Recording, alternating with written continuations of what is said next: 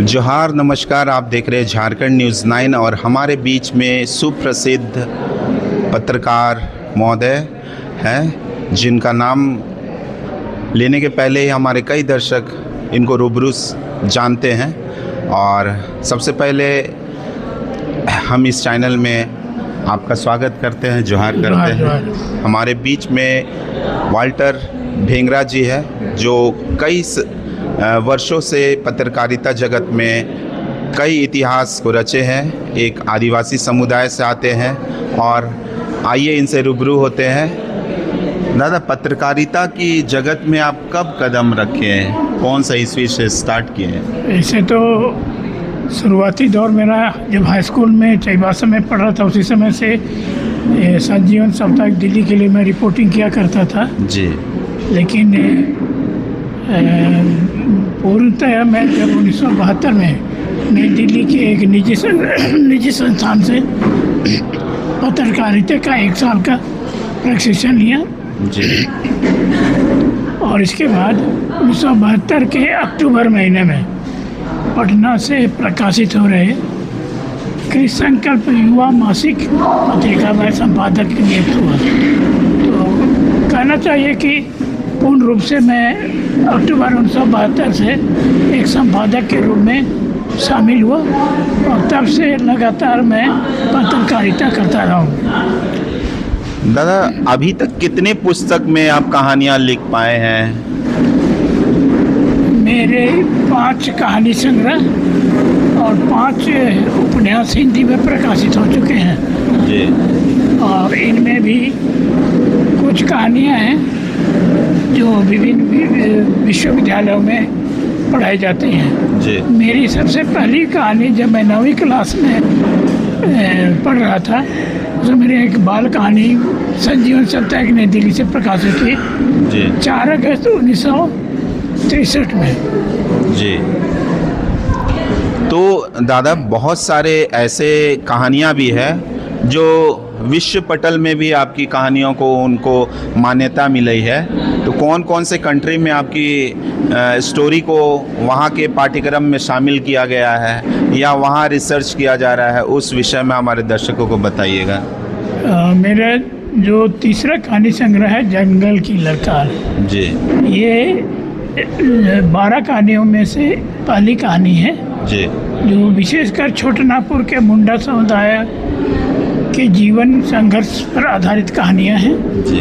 और जंगल की ललकार को भारत में तो केंद्रीय विश्वविद्यालयों में पढ़ाई जाती है, साथ में इटली के तुरिन विश्वविद्यालय में इस कहानी को सम्मिलित किया गया है। इसके साथ ही स्वीडन के उपसाला यूनिवर्सिटी में भारतीय भाषा विभाग के पाठ्यक्रम हिंदी पाठ्यक्रम में इस जंगल की लाल कहानी को सम्मिलित किया गया है।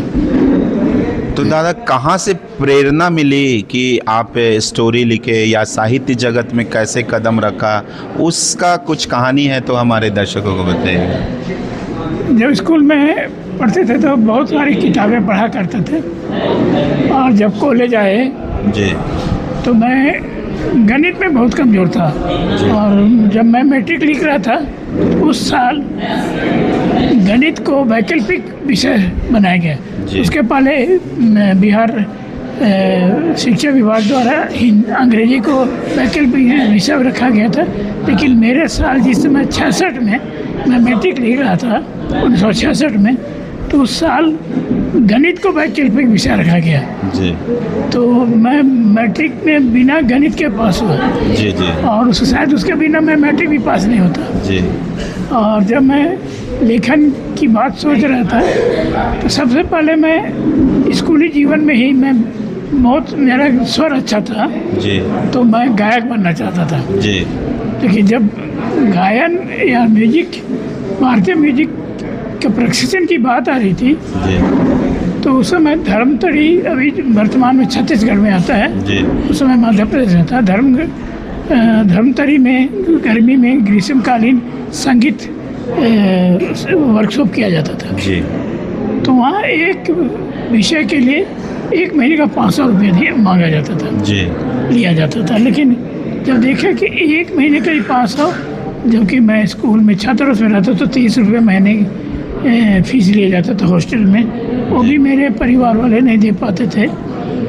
तो मैंने सोचा कि संगीत के क्षेत्र में बढ़ना मुश्किल है। भले आप बहुत अच्छा गा सकते हैं, स्वर अच्छा है, लेकिन उसके लिए प्रशिक्षण लेना ज़रूरी है। तो उसी दिनों में जब कहानियाँ पढ़ता था तो लेखन और रिपोर्टिंग तो शुरू कर ही चुका था मैं। तो मैंने सोचा कि इसमें तो कागज़ और कलम केवल चाहिए जी। और कागज़ तो मिल ही जाता था, कलम हमारे साथ रहते ही था। तो मैंने लेखन को प्राथमिकता दी। और बाद में जब आगे में कॉलेज दिनों में जब हम आए तो वहाँ देखे कि बहुत सारे लोग बैंक में जा रहे हैं, तो बैंक के लिए भी गणित आवश्यक था। और उन्हीं दिनों में HEC, मेकन, CCL वगैरह खुल रहा था, तो बहुत सारे हमारे सहपाठी उन क्षेत्रों में चले गए। लेकिन मैं शुरू में सोच लिया था कि ऐसा क्षेत्र है जहाँ मेरी अभिरुचि है लेखन और पत्रकारिता में, तो क्यों ना इस क्षेत्र को ट्राई करें। तो मेरे कई मित्र शुभचिंतक ने बोला कि अरे कहानी ही लिखना है तो आप कहीं स्कूल मास्टर जो वहाँ से भी कहानी लिख सकते हो। तो मैंने कहा कि कहानी तो लिख सकता हूँ, लेकिन पत्रकारिता उससे वहाँ से नहीं होगी जी। तो उसके लिए प्रशिक्षण लेना ज़रूरी है।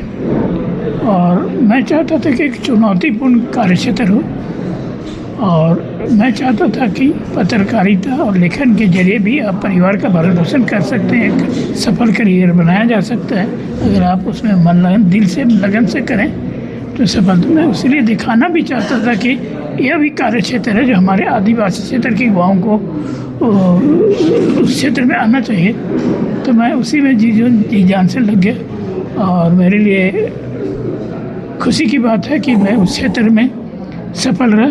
आगे जाकर मैं विभिन्न पत्र पत्रिकाओं में काम करते हुए कृष्ण हुआ मासिक का संपादन के बाद मैं रांची आया, तो रांची से भी एक जड़ज्योति पाक्षिक पत्रिका का संपादन प्रकाशन किया। और बाद में जब दूरदर्शन खुला तो राजीव गांधी जब प्रधानमंत्री थे तो BBC की तरह वे राष्ट्रीय चैनल समाचार का बनाना चाहते थे जी जी। तो दूरदर्शन से समाचार संवाददाताओं के लिए वैकेंसी निकली, तो मैंने उन्हें उसमें आवेदन किया जी। और लिखित परीक्षा, अखिल भारतीय स्तर पर लिखित परीक्षा के बाद मेरा इंटरव्यू के लिए चयन हुआ। और 1988 में मेरा चयन हुआ जी। उसमें भी मैं सीनियर लेवल पर मैं अकेला आदिवासी था। अच्छा। तो मुझे एक अवसर मिला क्योंकि मैं लगातार पत्रकारिता करता रहा। लेखन जगत में कौन कौन सी समस्याओं का सामना किए हैं? एक तो जैसे मैं कैथोलिक आदिवासी समुदाय से आता हूँ, तो कैथोलिक हमारे परिवारों में कैथोलिक संत के आधार पर हमारा नामांकन होता है जी। तो मेरा वाल्टर के नाम से हुआ, तो वाल्टर तो स्थानीय नाम नहीं है, ना हिंदी नाम है, ये एक्चुअली फ्रेंच नाम है जी। तो मुझे संत वाल्टर के नाम पर मेरे माता पिता ने मेरा नाम रखा। तो पहला तो नाम सुनकर ही लोग हिंदी में कैसे लिखता है, लेकिन जब मैं पटना में पत्रकारिता करने लगा जी, तो मैं अपने नाम के साथ वाल्टर भेंगड़ा तरुण जोड़ दिया जी।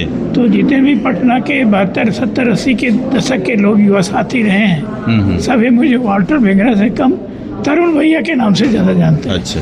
तो तरुण भैया ने मेरे हिंदी लेखन के क्षेत्र में मैंने मान्यता प्रदान की कि ये तरुण है, मतलब हिंदी लेखक है जी जी। तो चुनौती इस क्षेत्र में है क्योंकि इस क्षेत्र में आदिवासी तो नहीं के बराबर हैं, और चूँकि हम मिशन स्कूल में पढ़े हैं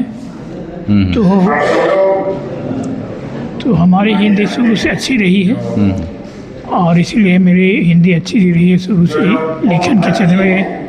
तो इस कारण मुझे सिद्ध करने का अवसर मिला, और मैंने सिद्ध करके भी दिखाया कि हम हिंदी के क्षेत्र में भी मुख्य धारा के साथ मिलकर जा सकते हैं जी। लेखन जगत में आपका सहयोग किन किन लोगों ने किए? कौन से परिवार के सदस्य लोगों ने आपका सहयोग किया? कौन मित्रों ने आपका सहयोग किया?